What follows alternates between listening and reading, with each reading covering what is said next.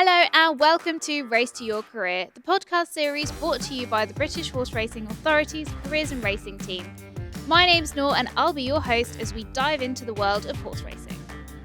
Now, it takes a lot of people to make a track and race weekend run smoothly. Today, we'll be looking at the facilities and hospitality and sales aspect of horse racing. From your first part-time job all the way up to where a career in horse racing can take you, we'll be covering this and more, so let's get to it. In an ideal world, money and objects, I'd just be at the races every day of the week, just sat there in the stands, enjoying myself, watching all the horses, seeing them in the parade ring. It's a Roomba lawnmower. He's actually been nicknamed Fred. What would you say the worst parts of your role are? The weather can be such a challenge. And they even gave him a bicycle, so It's really lovely. he could get to work every day. Right, so I'm joined by Sam, Chloe and Alice, who are going to be telling me all about their careers and roles in hospitality and marketing. So I'm going to go around the table and I'd just like you to kind of briefly introduce yourself and tell me what your role is. So I'm Sam. I work for Great British Racing. We're based in London, the HQ with the British Horse Racing Authority. I'm a part of the marketing team, so I'm a marketing executive, and marketing is so broad. So I do a range of things from on-course branding, working with the race courses, digital, filming reactions, working with jockeys, but also newsletters from all of our different campaigns. So a wide range of things. Yeah, quite a wide role and different things that you get to do. What about you, Chloe? I am the sales service manager. I'm based at Newmarket. I cover Huntingdon, Nottingham, Market Raisin and Newmarket. I forgot where I worked there. And I look after hospitality and restaurants and a little bit of conferencing and events for all four of the courses. So we do everything past the sales stage. So once it's contracted, it would be handed over to my team. And we do everything from the invoicing to getting the client requirements prior to the actual event day, posting tickets and badges, all the way through to the actual delivery of the day where we meet and greet guests, sort ticket inquiries out and hopefully get everyone to have a lovely day. Nice. And Alice? So I am the Regional Hospitalities Manager for Jockey Club Catering based here at Newmarket. Again, like Chloe, I look after Newmarket, Huntingdon, Market Raisin and Nottingham. And although my role says Hospitality Manager, I do oversee all of the C&E across all of the four sites as well. We have direct liaison with the sales service team, and essentially my office is like the hub. All the information comes to me and I deliver that out to all of the other departments within Jockey Club Catering to ensure that the delivery of the event goes successfully, and then we do the post-event invoices back to Jockey Club and the sales service team, and then hopefully deal with all the amazing feedback we get. No complaints. Yeah. That's the goal, that's the target. Yeah, absolutely. So Chloe, what sorts of training did you do before and during your role?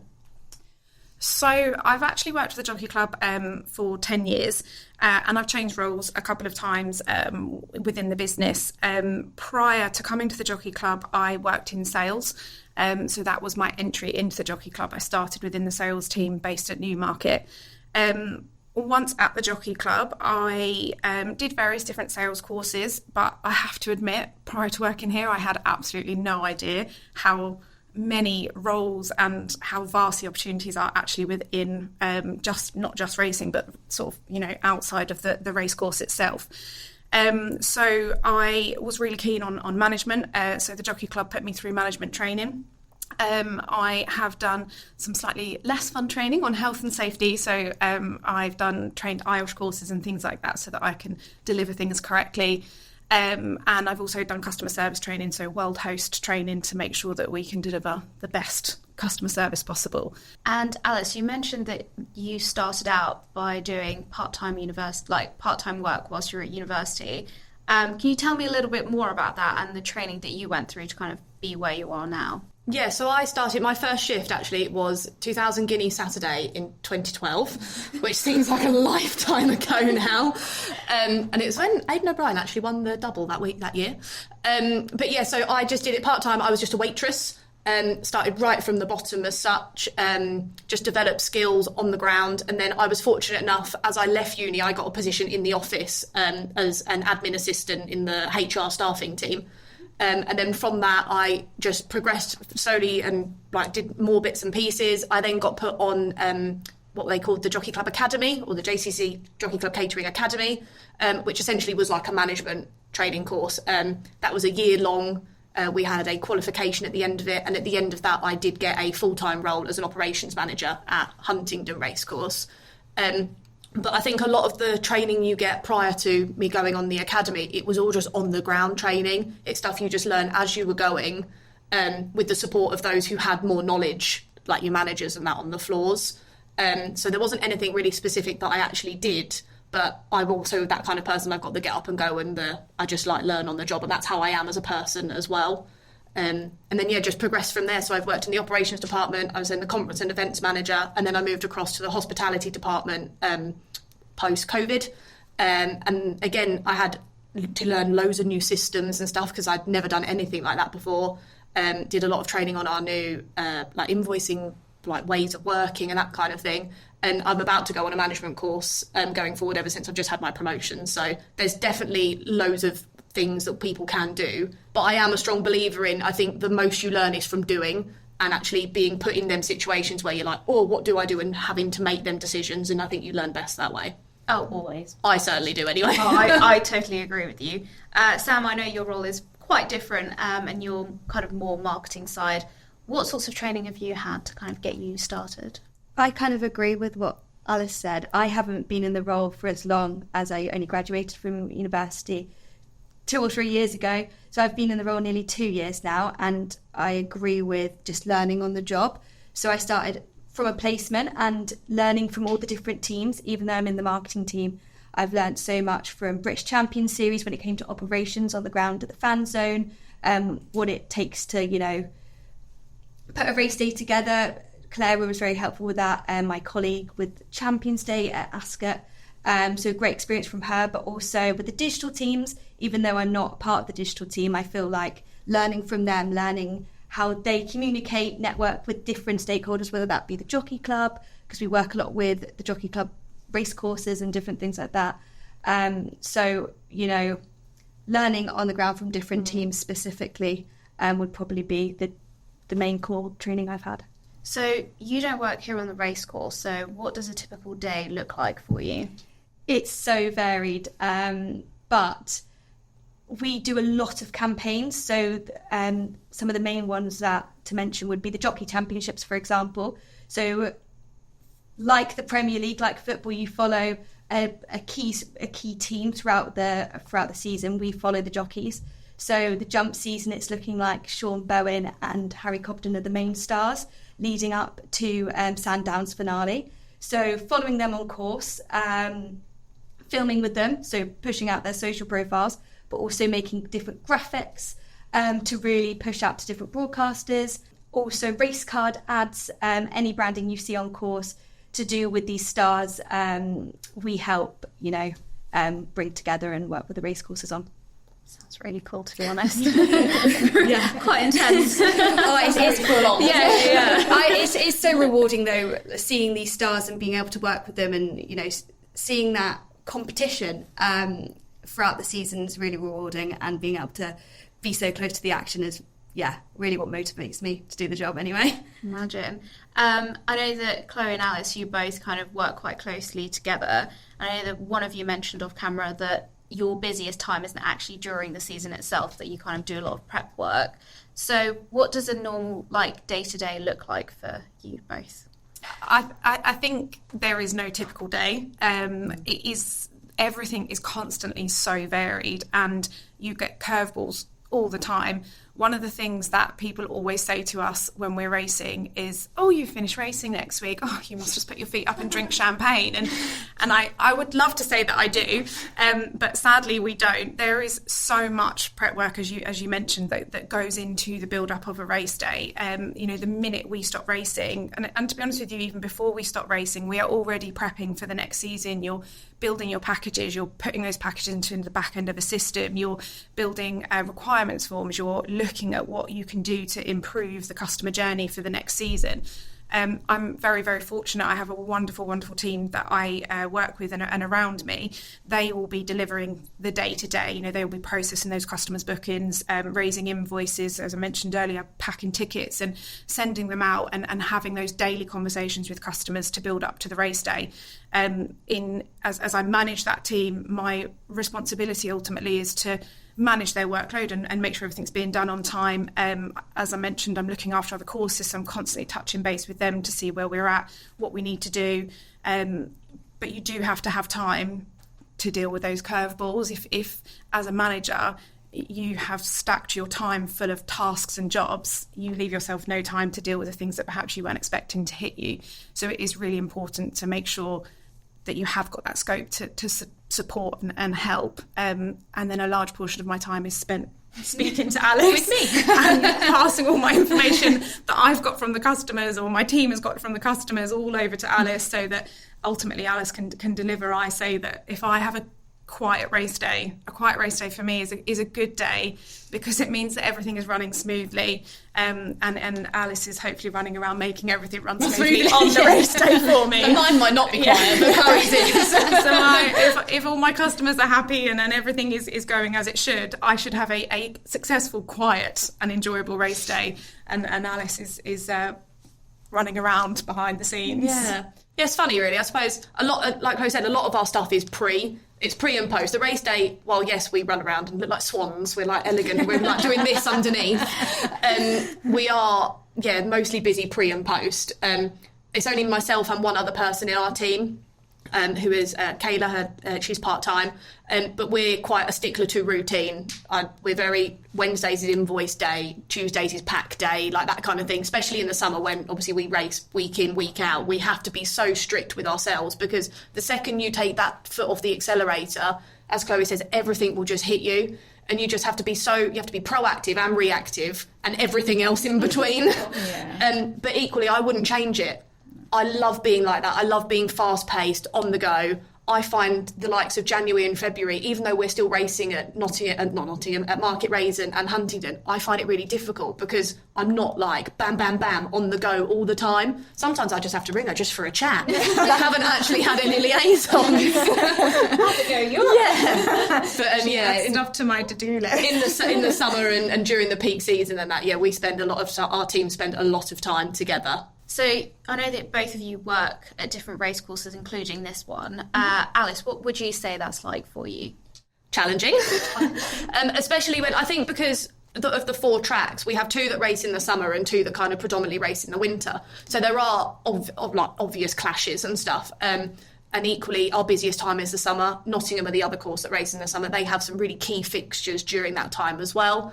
I'm quite fortunate enough that I don't have to go to all of them courses all the time, only when there is like a big one or they require some support. A lot of it is kind of virtual, that kind of way, and we do a lot of like Teams calls and that kind of thing. But predominantly it's here. So it's not too bad, but I know when the phone's ringing, you're like, oh, I better sort that out.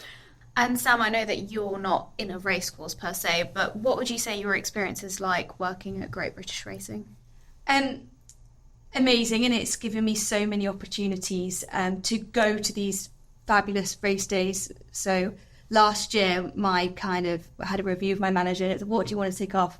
And I said I would love to go to Cheltenham, the festival. I'd never been, and I'd love to go to Royal Ascot, like the 2 flagship events that if you weren't a racing fan, you probably would know from following celebrities and different influencers. And I really wanted to go, and it was eye-opening how incredible these race days are, and I got to be a part of it by filming groom reactions, seeing how much it means to the people working with the horses, seeing their horse win or just run, and just actually being able to experience the day, to filming with the jockeys and seeing their success and seeing how much they care for the sport. It's just really cool to really go out there and experience it. And Alice, I know that you mentioned you love that kind of being proactive and really like on the go. Is there anything else that you really enjoy about your role?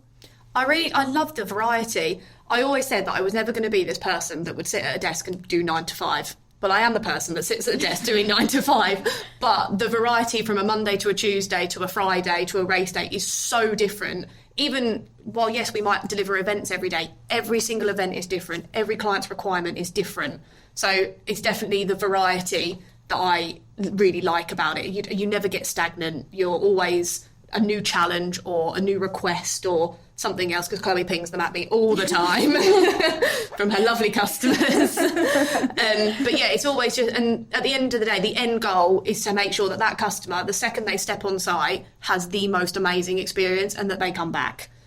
So like a lot of moving parts, a lot of energy, a lot of positivity, but what would you say the worst parts of your role are? Because it's never all kind of... rain on the July course. The rain can be, or just weather can be such a challenge. I mean, even Sam Bless was saying earlier, when they have the people hold the boards for the big races and stuff and they're blowing around and we have marquee problems, or just general, like, it's so challenging to deliver and give everybody everything they want when it's British weather. It's an uncontrollable element, Yeah. and I think it doesn't matter how hard you try. Sadly, rain is always going to dampen most people's spirits. So you could have done absolutely everything to make sure everything's perfect, and the heavens open, and you think, "Oh, why now? What have I done wrong?" Yeah, and naturally, it doesn't make your customer as happy. It just amplifies any sort of issues with car parking, with if something starts leaking in the roof. So I definitely think weather straight away came into my mind as well. We work together. I mean, even portraying it on like digital channels. It's you plan for a lovely day and like you go to a lovely scenic place with lovely flowers behind, and you plan this content with grooms or jockeys, and it just doesn't look nice. And you just think, should we just wait till when it's gonna be sunny? And you've just got to deal with it, really. Seeing as you've been in this role, you said about 2-3 years, where do you see yourself going in this career? Because marketing is so varied and there's so many different channels, I've actually probably changed my opinion from when I started, and I think I do kind of flourish in more of the social media, digital side of things, that side of marketing, over maybe the data side as such. So, and I think that's when I'm a lot more passionate. So I think maybe going off into that space, definitely still remaining in sports, horse racing being my favourite, but I love sports in general. So staying within racing, not sure what side, there's so many varied sides, when it's Racecourse, Budstock, so many things, who knows. What about you, Chloe? I think that career aspirations for me is about being happy in my role, enjoying my day to day, and having that's something that gets you out of bed in the morning and makes you want to go to work. We all work to pay our bills and things like that. If we can add on top of that, we actually enjoy our jobs, that to me is the creme de la creme. I think sometimes we can put an awful lot of pressure on ourselves to potentially push ourselves up and promote ourselves, when actually maybe we don't want that. I am a little bit of a sliding doors person. I like to see what's there and then ask the question, see if it's right for me, and then push myself to go for it. But I think it's also important to just push yourself within your own role, push the boundaries of what you're delivering in your role, and make it bigger and better for yourself. So I don't necessarily have like a really clear career goal where I want to end up. I'm not necessarily sat here thinking I'm going to be a GM one day or a general manager or anything like that. I really just like to keep pushing and pushing and pushing whilst maintaining that level of happiness and having a life outside of my job as well. Yeah, I think career aspiration doesn't always mean that you need to like be the top dog. It just means that you need to be in a space where you're happy and you're doing the things that you enjoy. Exactly. And I have a team of 7 people, and I've found since having that team that some of my aspirations are now actually to grow and develop them. And I have been fortunate that I've seen 2 or 3 of my team move on to other roles and promote themselves. And it has been so fulfilling to sit back and think, I helped with that. I helped their journey. I helped grow and develop them. And we quite often have people come into the role that have come straight from uni or straight from school sometimes and haven't necessarily got a huge amount of qualifications behind them or a huge amount of training. and to be able to develop and improve them is in itself enough for me. So, Sam, you're just kind of starting out in your career. Has there been anyone that you feel like has helped you kind of get to where you are right now? I would say my marketing director. Big him up here a bit, but because I started on a placement, I think he really championed me to try different roles, train on the job, work in different departments. And we sat down, he was like, what do you want to do? And I said it was marketing, and that's where I felt my strengths were. So he really pushed me, and there was a role that came up at Great British Racing at the time, so luckily I got to stay in the same team, and it was really nice. And to this day, he will still catch up with me, even though I have a direct report. He'll still make sure that I'm loving my job, asking or saying where I'm doing well. If he's seen me out on course, see what I've filmed, he'll always check in and make sure that I'm loving it still. And yeah, I couldn't thank him enough for where I am, so big him up. Is there any advice that you'd give to someone who is interested in a career that you're doing at the moment? I think the advice I would give anybody heading into racing, and I have mentioned it a couple of times already, but is honestly just to ask questions to everybody and anybody. My team and every team, we are one cog in a very, very large set of cogs that are making the racecourse work, but you don't necessarily understand somebody else's role. So I think it's very important that you do understand how your role, or maybe even a potential role that you want to go into, will interact with other roles and how that will potentially affect their job. If you can start to get a better idea of the bigger picture and see how, if I do this, it's actually going to stop that happening for that team, or it will make it easier for that team, or if I can understand how that team works, then I can really make the integration better. Everything becomes a lot easier, and naturally the people around you will appreciate that, and you will find it easier then to move on to other things, because you will understand more of what is going on behind the scenes and what the opportunities are out there. Talk to people, network with people, and when I say network, I mean within your teams that you're working with. Go and have that cup of tea with that person and say, what do you do today? Like, how has that impacted you? And is there anything I can do to make it better? And you never know. I would have never thought I would have been in this role when I first started. It wouldn't have even crossed my mind. By changing roles and by pushing the boundaries of what I'm comfortable in, I've been able to grow and now in a job that I absolutely love.